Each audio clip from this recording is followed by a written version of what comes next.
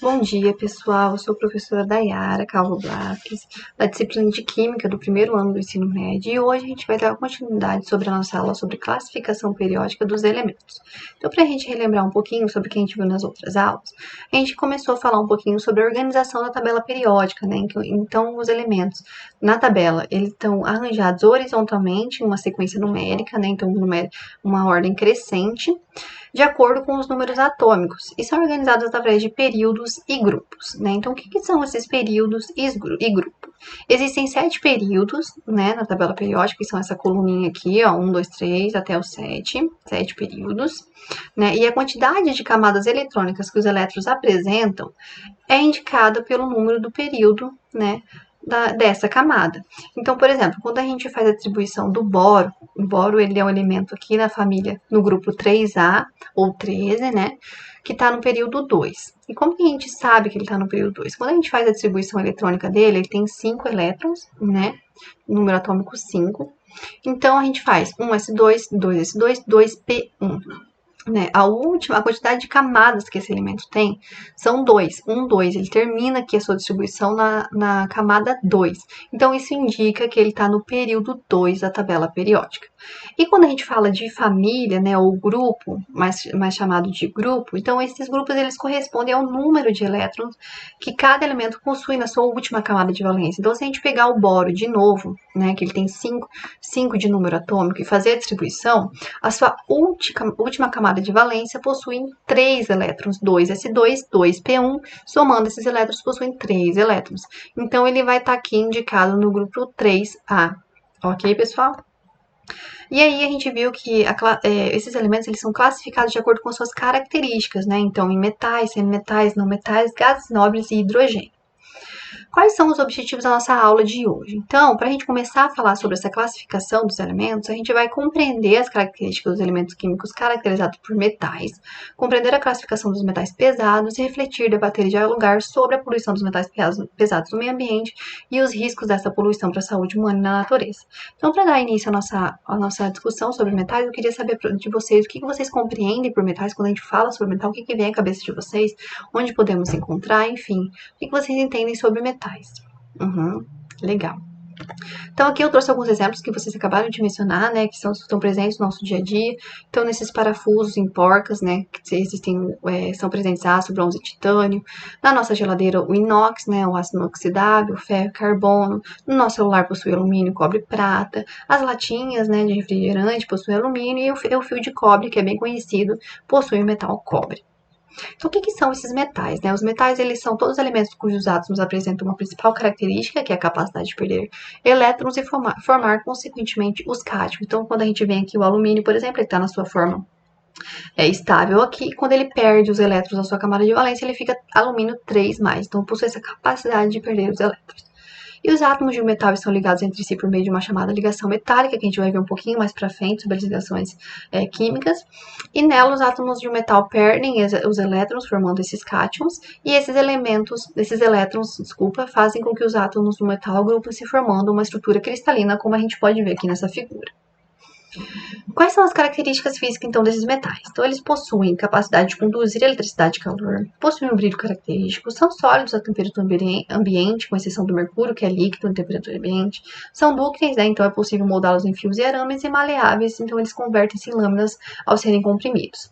Tem boa resistência mecânica, então eles são resistentes às forças como tração, flexão, torção e compreensão sem se deformarem, né?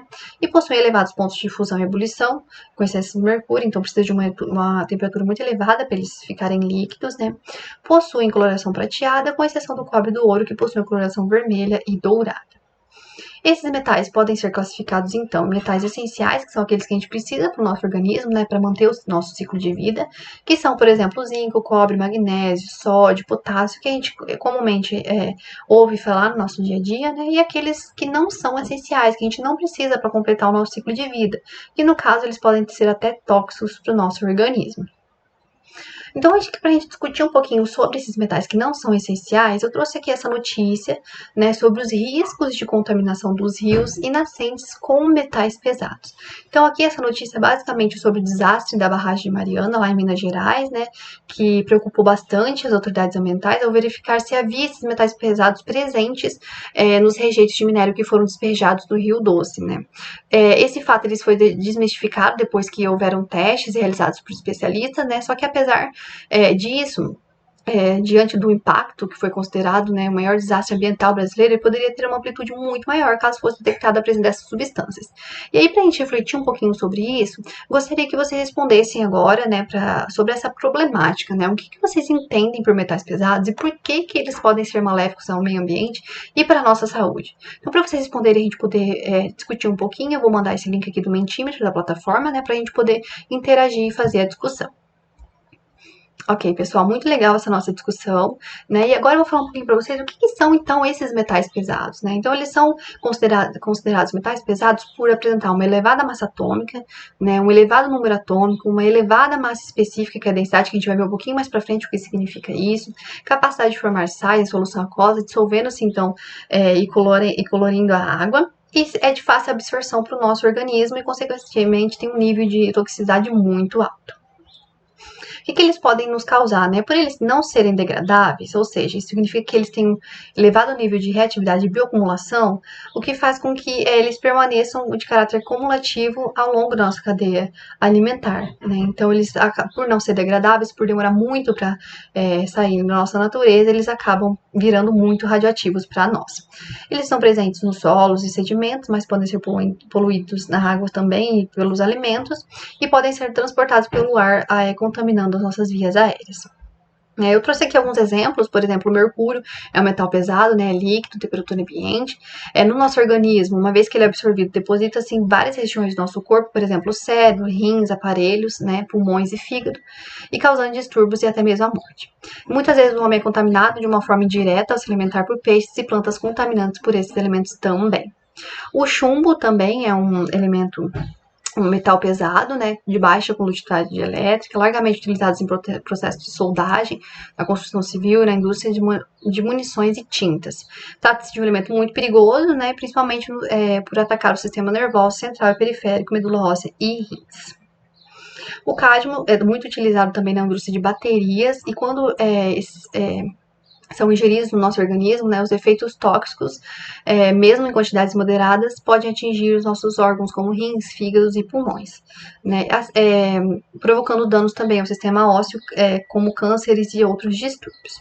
Então, o que nós aprendemos hoje, né, na nossa aula? Então, a gente viu sobre os metais, principalmente sobre os metais pesados, né, que eles possuem uma elevada massa atômica, um elevado número atômico, uma elevada massa específica, capacidade de formar sais em solução aquosa e se dissolvem e colorem a água. E também são de fácil absorção do nosso organismo e, consequentemente, um nível alto de toxicidade. E aí, quais são essas aplicações e implicações, né? Os metais pesados estão presentes em diversos objetos do nosso dia a dia, como a gente viu no início da aula. Quando esses metais são jogados no meio ambiente, sem devido tratamento, acabam contaminando o solo e a água, ocasionando contaminação aos seres vivos. Então, a gente precisa repensar, né, sobre o descarte desses materiais, desses elementos, para que não seja prejudicado a nossa saúde. Para a gente aplicar, então, o que nós aprendemos hoje na nossa aula, eu elaborei esse formulário com algumas questões para vocês tiverem acesso. Vou mandar esse link para vocês. Vocês respondam falando um pouco sobre o que a gente aprendeu hoje, sobre essas aplicações dos metais pesados, enfim, para vocês responderem sobre nosso conteúdo, ok? Na aula que vem, nós veremos sobre os não metais e semimetais para dar continuidade sobre organização da tabela periódica. Aqui são algumas referências e muito obrigada.